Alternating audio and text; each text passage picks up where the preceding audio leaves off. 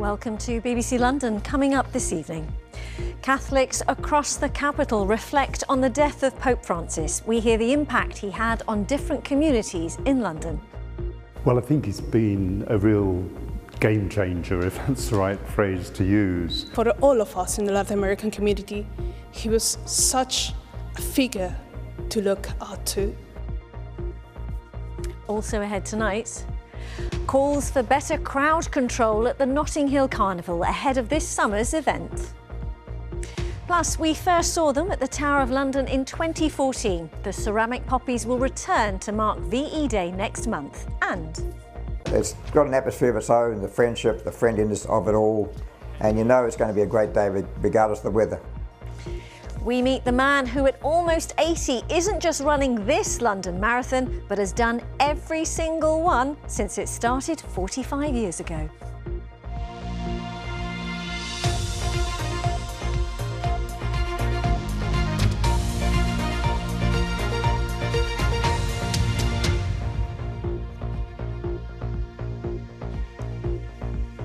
Good evening to you and thanks for joining us. As we've been hearing, it has been announced that the Pope's funeral is due to be held on Saturday morning. Here in the capital, Catholic communities have been gathering to remember Pope Francis with special masses held today. They've also been sharing the impact he had on their lives across different communities. Layla Hayes has spent the day with Londoners getting their reaction. We give thanks to God for his life and for his leadership in the Church. At St George's Cathedral in South London, Catholics gathered today for a special Mass to remember Pope Francis and to pay their respects. He was our inspiration because he's our father. So there was a Mass 6 p.m. yesterday, which I was happy to come and honor his name and to show, that we love him no matter what. He had some real important themes of mercy and hope, and I think that's the proper role for a pastor like him. He came from humble beginnings, but becoming Pope never changed him. He was a man of great humility. I met him a number of times and they were beautiful encounters, and he was just ordinary in himself. There were no airs and graces. He carried the office appropriately, but he was a man who saw the face of the person and the eyes of the person and a little bit into the heart and the soul of the person. But individuals mattered to him. Pope Francis was also a moderniser, approving blessings for same-sex couples. And for the first time, many within the LGBTQ community felt welcomed into the church. I think he was the first pope to use the G gay word. In 2019, we were the first LGBT Catholic group that he received publicly. More conservative Catholics were up in arms because they saw this as the Pope affirming an LGBT group such as we were. He was the first Latin American Pope, and here at St Anne's Church in Vauxhall, that moment is remembered fondly. When he was elected as a Pope, we thought that was the opportunity for our Latin American community because we were very well represented there. For all of us in the Latin American community, he was such a figure to look up to. And also, not only because he was the Pope, but because of the way that he preached the gospel, the way that he taught us about Jesus. And churches across the capital will remain open this week for anyone who wants to come and remember him. Layla Hayes, BBC London. Some reaction from across the capital there. Well, Laxmi Gopal is at St Anne's Roman Catholic Church in Vauxhall now. And Laxmi, a place that has a special affinity with Pope Francis. That's right, Riz. Yes, behind me, some of the congregation are praying for Pope Francis, and a service is being held later. Now, the congregation here at St Anne's is mainly made up, or entirely made up, of Londoners from Latin America and with Latin American roots, and a lot of them on their way in told me about how much they held Pope Francis in special connection because it was a source of pride for them that he was the first Pope to come from Latin America, and they told me that they felt in particular closeness to him because he had such a special focus on being with people. He had a focus on the dispossessed, the marginalised, and that was another reason that they held him so close to their heart, and they felt the loss quite deeply. A lot of them spoke to me about how emotional they found yesterday. And of course, as head of the Catholic Church, the Pope being the head of the Catholic Church, is a loss felt by Catholic Londoners across the capital, and Catholics make up more than a third of Christians in London. That's higher than the national average. And as is Catholic custom, 9 days of mourning are being observed. And across London, there are many ways that people can pay their respects to Pope Francis, including at Westminster Cathedral. There is a book of condolence that can be signed for those who wish to, for the 9 days of mourning. There's Mass being celebrated at St Mary's University in Twickenham on Friday, and the Catholic Church of the Immaculate Conception in Mayfair is holding a Requiem Mass on Saturday at 12:30. And here there'll be prayers all week and into the 9th day of mourning being observed. And of course there is the funeral for Pope Francis on Saturday, local time 9 o'clock, as in 9 o'clock in London. From Vauxhall, Lakshmi, thanks very much. That is our top story this Tuesday, but plenty more to come before 7, including... Here at Queen's Park Harriers Athletics Club in Willesden, they're paying tribute to one of their own, a man who has run every single London Marathon. And we meet the man behind this live interactive tube map. Find out why it's such a hit with transport fans.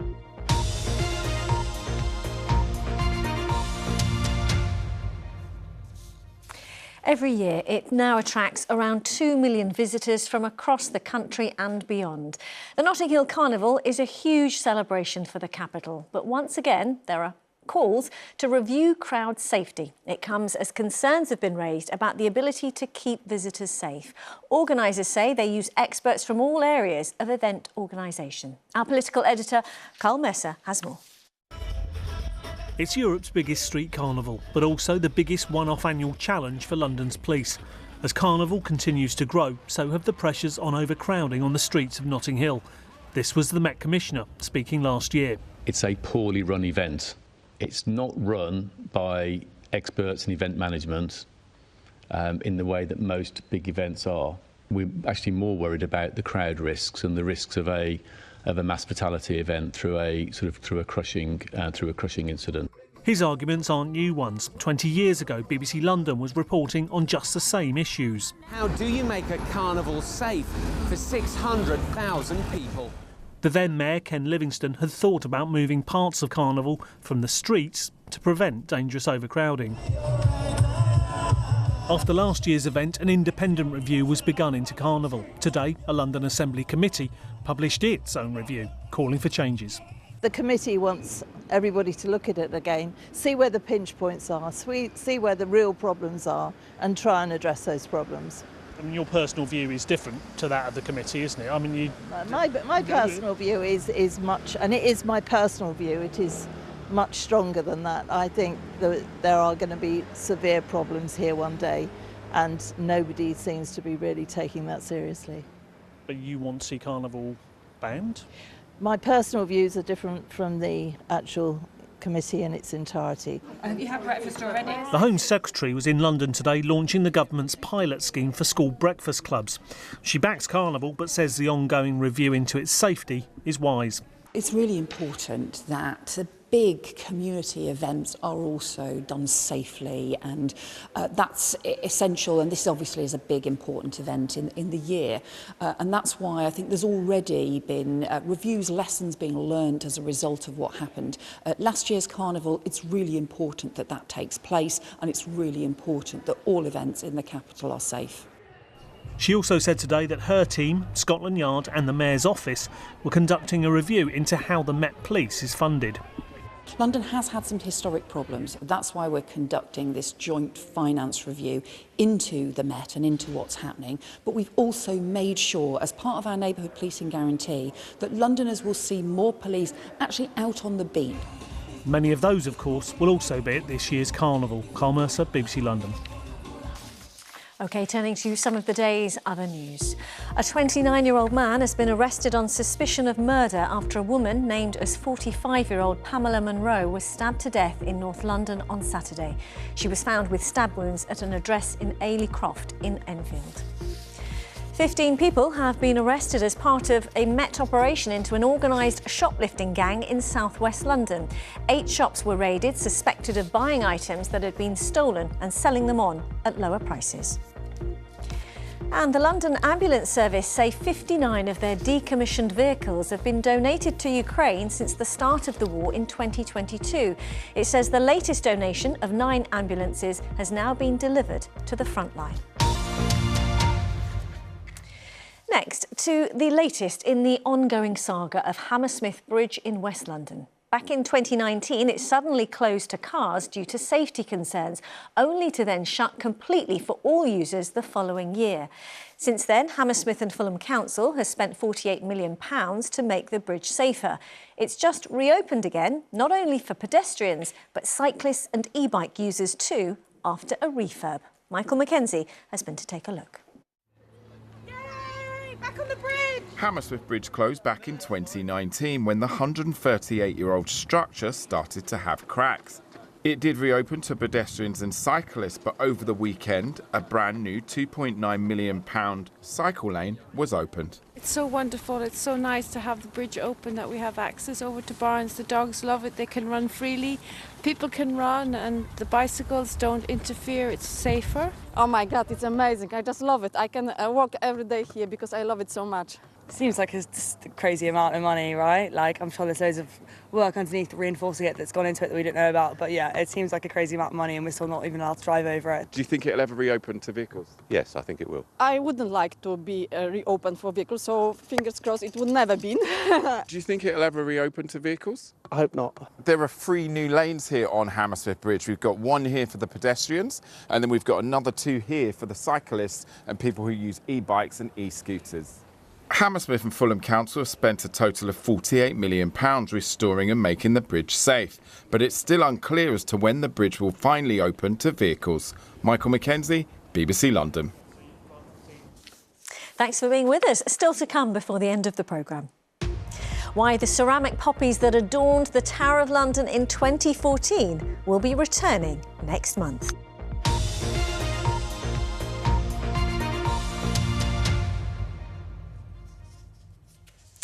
Now, whether you use the tube or not, we're all familiar with the famous London Underground map. But wait until you see this new online map that's really got people talking, showing exactly where trains are as they move from one station to another in real time. It's been created by engineer and blogger Ben James, who joins me in the studio. Very warm welcome to you. Before we take a look at it, first question, why? Well, TfL publishes all the data publicly, so anyone can build anything that they'd like to. And then additionally, I've been using AI to write a lot of code, which means I can build things much faster. And so this was just a fun idea of something to build. OK, so let's look at the local station to us here, which is Oxford Circus. So we're just going to bring it up and let's hone in on that.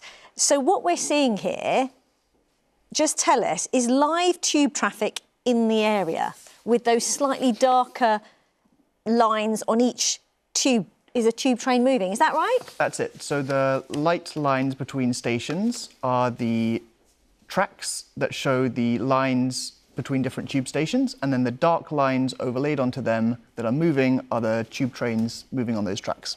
So, and of course, Oxford Circus, there are quite a few interconnecting lines, not least the Victoria and the Bakerloo. Yeah. So you could actually, no, you can see them moving now. Obviously, a little bit of rush hour there. How long did this take you to do? It was about 2 months of evenings and weekends. I was hoping it was going to be faster initially, but it took quite a lot of time to get all the data exactly right.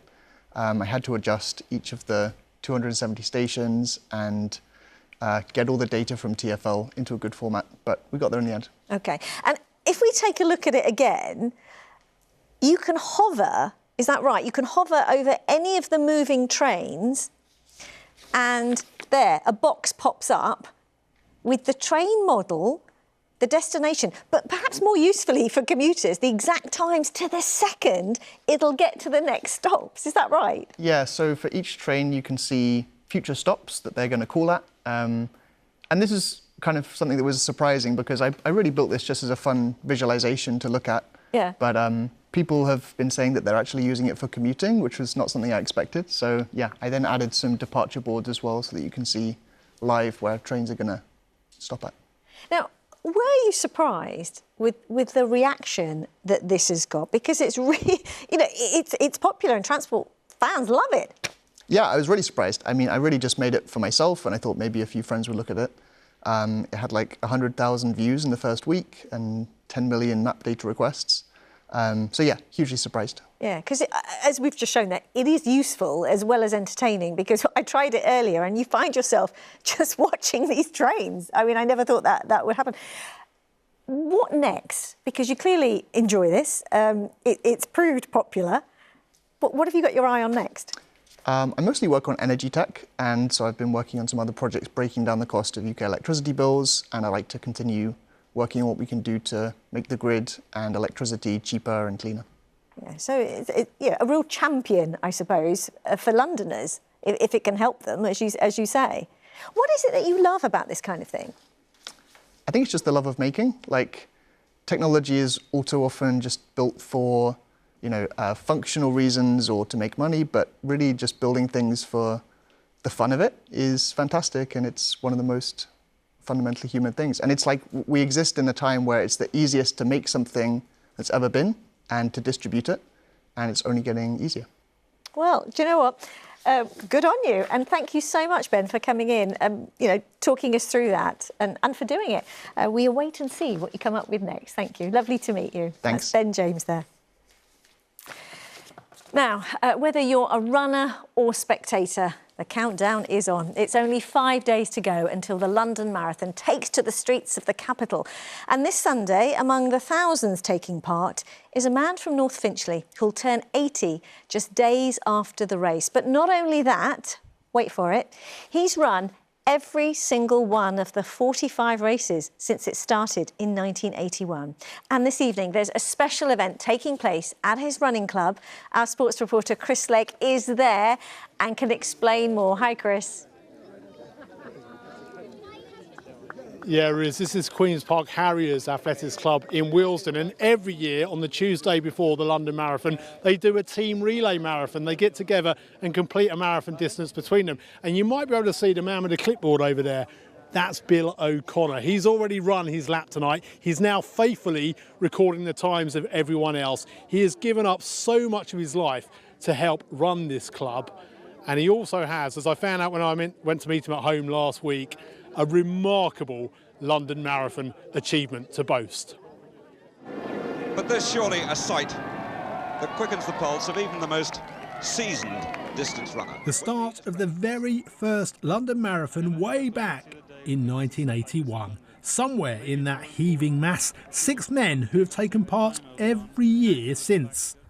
Among them, adopted Londoner Bill O'Connor, who moved here from New Zealand in the 70s.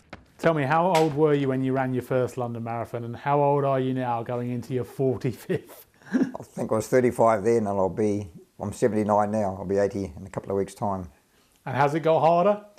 It's got slower. It was after the 15th marathon in 1995 that organisers guaranteed a lifetime place to anyone who had finished them all. There were 42 then. Now, there's 6. How many more do you think you've got left in you? Well, I've got this far. I'd like to do another 5 if I could to get to 50, but I'm not sure. We'll have to take it year by year now as we go. But it's amazing to think the course is still basically the same course that we started out in 1981. I can remember when we came over Tower Bridge and turned right to go out towards the east land of London, there was nothing out there. There was just derelict land. You could have bought the lot for a couple of quid, I think. Always there to support Bill, wife Tricia. It's amazing, absolutely amazing. At his age, taking it on, I think, is wonderful. And being part of the ever-present group has been a very important part of it all. Of the 44 medals laid out in front of you, what's your favourite one? It's probably this one here. It's a copy of the very first one. The first one was a little coin, like a 2p piece, but we could actually get these as well on the after the marathon to buy them as souvenirs. It's got the map on the back of it of the course, which popped up with some of the other medals later on. What is it that makes the London Marathon so special? It's got an atmosphere of its own, the friendship, the friendliness of it all, and you know it's going to be a great day regardless of the weather, plus of course the huge crowds that turn up every year. And I'm sure Bill's going to get a lot of support from those huge crowds. Now look at this for some Strava arts. This is what Bill O'Connor means to Queen's Park Harriers. At the weekend they set out 11 of the runners here to draw his face across the streets of London. In fact, between them it took them 3 or 4 days to put that art together. We can hear what he means to people here now, Roma and Gavin. Roma, you're going to run your very first London Marathon at the weekend. How much has Bill inspired you? Oh, he's a huge inspiration for us. I mean, training for one marathon is hard enough. I can't imagine what it's like having to do that every year for 45 years. Not only that, but he gets involved in everything else we do in the club as well in terms of the racing. So track races, cross country, he's involved in everything, and he's just a huge inspiration and really shows that it doesn't matter how old you are, it's just one foot in front of the other. And I really hope when I'm 80, if I make it to 80, that I can still run marathons. We hope to see that, no pressure. Gavin, what does he mean to the club down here? Well, I think as you've seen tonight, he's got a really important job keeping track of everyone as they're running around the track and keeping note of their laps.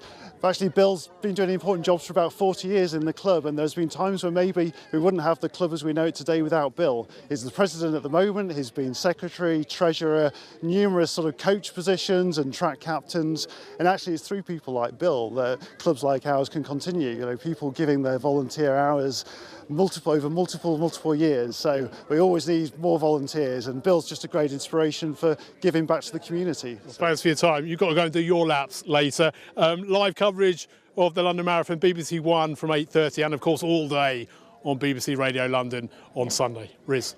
Thanks, Chris. We love Bill and everyone running.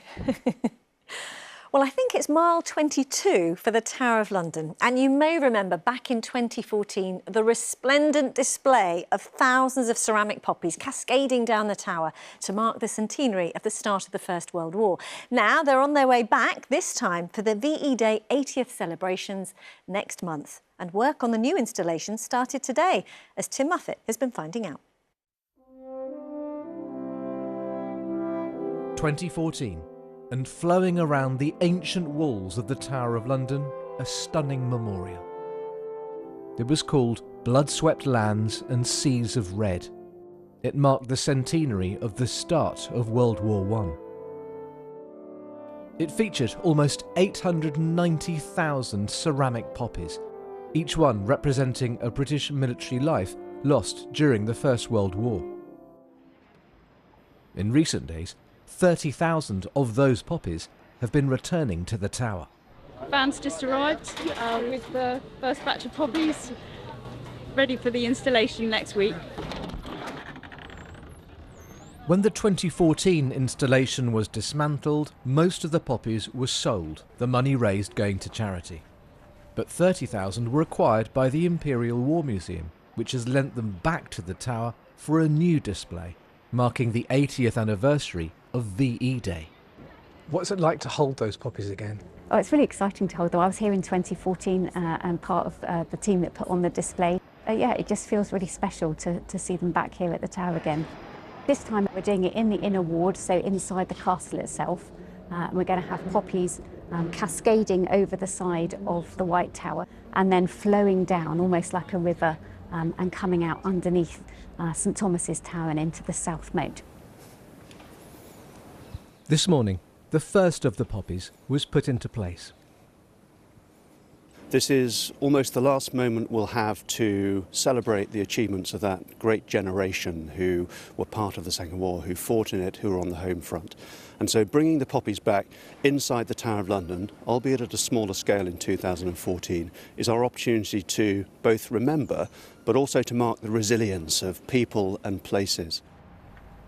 More than 5 million visitors came to see the 2014 poppy display, created by artists Paul Cummins and designer Tom Piper.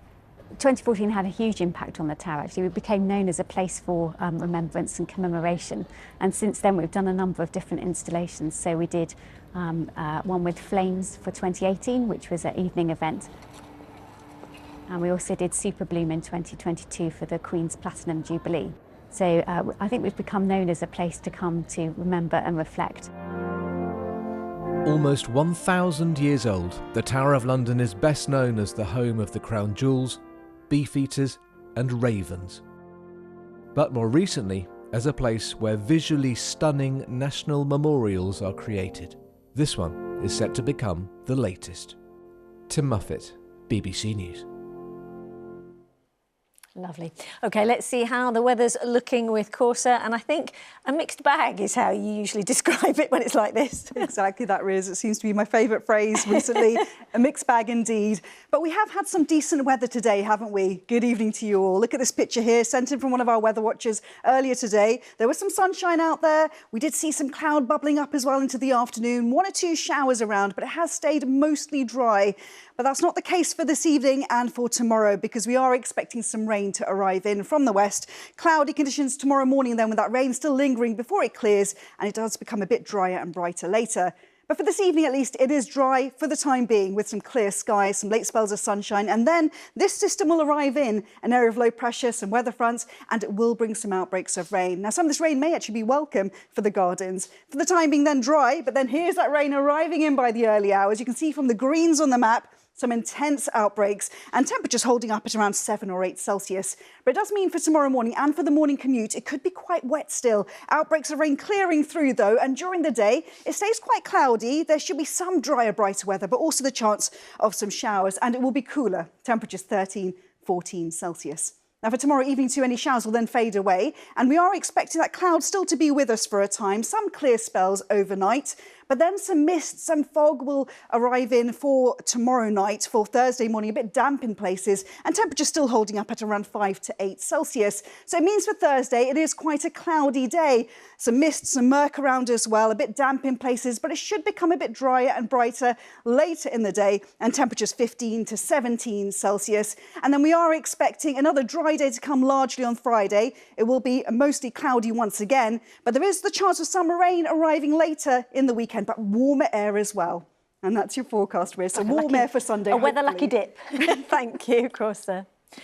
And that's it. More on our website, including one to raise a smile, how gardener Monty Don's dog has been involved in helping design a garden for this year's Chelsea Flower Show. Ned is absolutely gorgeous. Check it out. From all of us here, thanks for watching and enjoy your evening.